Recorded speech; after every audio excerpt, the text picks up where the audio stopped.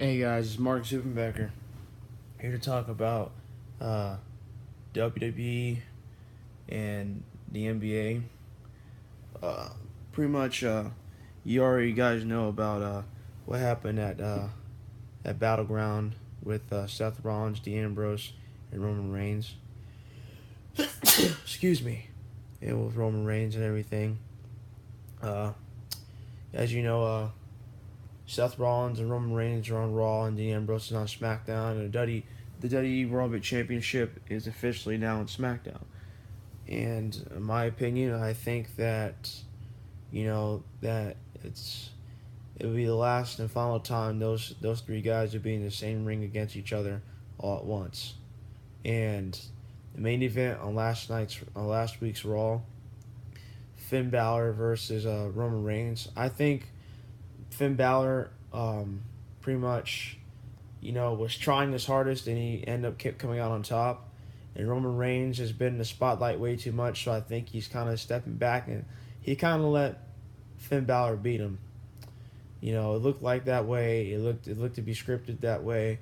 And I tell you what, it's pretty much is that's how it's going to be. Uh, and the way how the NBA is turning around nowadays, a lot of trading going on and everything, and we got a lot of surprises awaiting for the NBA to start. Um, you know, a couple things. Russell Westbrook did not agree to his extension to the OKC. So that means next season, after next season, the 2016-2017 season, he will not be returning to OKC. He will be on the free agency. And in my opinion, I think that he may possibly end up going back to California, his home residence, and possibly playing for the Lakers. And Durant may do the same thing. He may play just a year for Oakland, Golden State, and then opting out and going over to, you know, uh, uh, the Lakers. The Lakers really need someone like those two guys to bring up that star power and to get back to where they need to be on a championship level. They couldn't do it with Kobe because Kobe was pretty much breaking down. Kobe was breaking down, and Kobe was pretty much past his prime, and it was time for him to step down, and he just wanted just to show out. He didn't really want to show out. He was this last year was his season just to be there for one more season and then retire and then go hopefully play overseas. And I just found out that Kobe just had a new baby girl. I saw pictures on Instagram and it's a real cute baby. But anyway, and with Dwayne Wade going to Chicago, I think that it was a long time coming. He really needed to go back home, and the way how it turned out for him to go back home, it was kind of like a little unfair, But some things happen for a reason, And I personally think that with him going back home, where his family, his cousins, mom and dad, the kids are at, and his girlfriend's at, I think that he will be, back at home, and he may end up retiring at home. Who knows? He may end up retiring at home. I hope he does. Personally, I hope he retires at home. He needs to, you know. And see, here's how it goes. LeBron's gonna retire in Cleveland. Uh, Dwayne Wade's gonna retire at Chicago, and Carmelo's gonna retire in New York. And pretty much Rose is gonna retire in New York. Who knows if Rose is going to even see with Rose going to New York along with Akeem Noah and those two other guys. Pretty much New York's gonna be a force to reckon with those two guys on there, and pretty much they can leave Akeem Noah as a bench warmer, because he's not really good of a defender, especially if it's under the rim. He'll get eat up, and I pretty much think that they're not gonna get to the championship, but I do think personally that they may end up being potential, may end up being a wild card in the playoffs, but nothing too serious.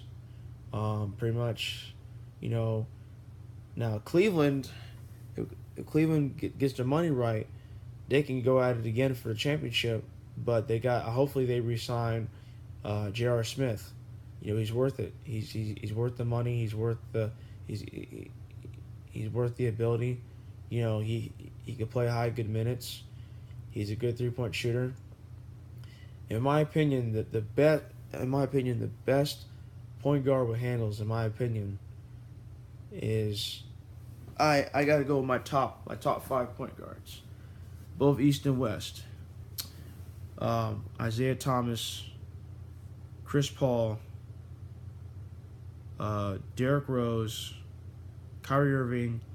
I got put my man at last, Stephen Curry. Individually, Isaiah Thomas just needs time. Isaiah Thomas has pretty much been in the league for 3 years, and he has potential.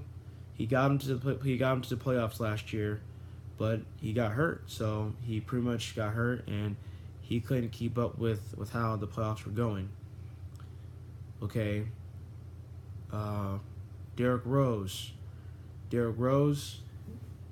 if he stays healthy and he watches his time on his meniscus, he could get New York to the playoffs again. He could get New York to the playoffs.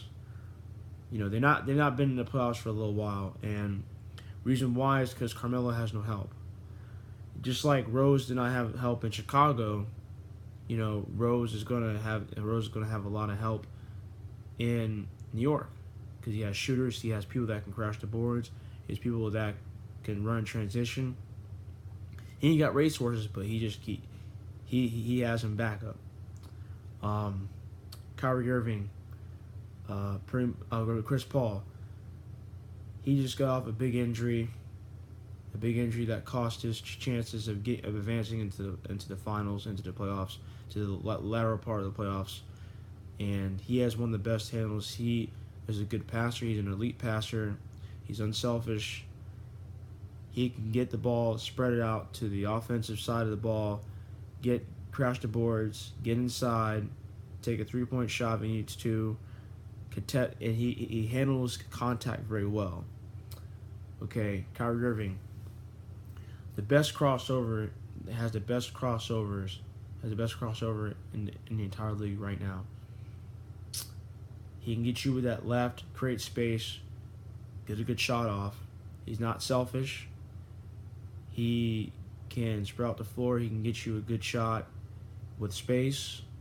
It's hard for defenders to keep up with him, especially when he got those sick crossovers. And he can create he can create space to get him a good shot and to get his teammates the ball and light up the perimeter. Defense, he's good at defense. He knows how to intimidate a defender. He knows how to intimidate the person with the ball and make him turn it over just like that. Just like Isaiah Thomas can do the same thing. And Curry.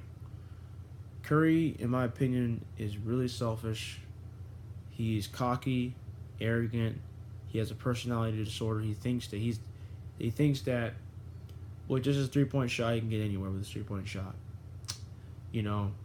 And tell you the truth, you gotta know more than just a 3-point shot. You gotta know how to create space for a shot, which he can. He also has good crossovers, but when it comes to defense, he's not a premier excellent defender on the defensive side of the ball. He cannot block. He cannot steal. He's only good on offense, which means he has a good shot, but he's cocky with how he plays. I mean, there's no comparison between him and LeBron. I mean, LeBron has 3 rings. Curry only has 1. All right? Curry also is a multiple-time MVP, just like LeBron is.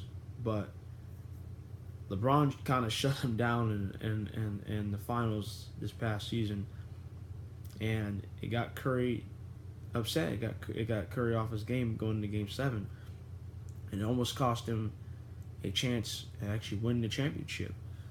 And Curry has the potential to take Golden State to the first limit into the finals again, but the only thing that he needs to work on is he needs to stop being so arrogantly. He needs to stop being so arrogant. He needs to stop, taking shots of his own. He needs to share the ball. He needs to run in transition. He needs to stop being a crybaby. He needs to start playing as a team player instead of individual ball. There's no I in team. In the 7 years that I played, I never seen anybody say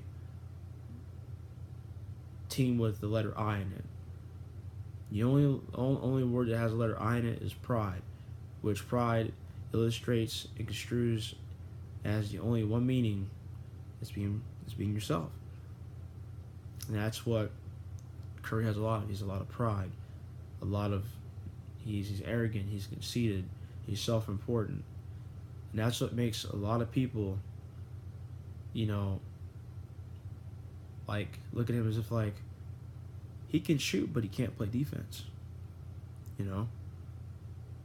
He's not good at defense. He cannot play defense worth a crap. But, and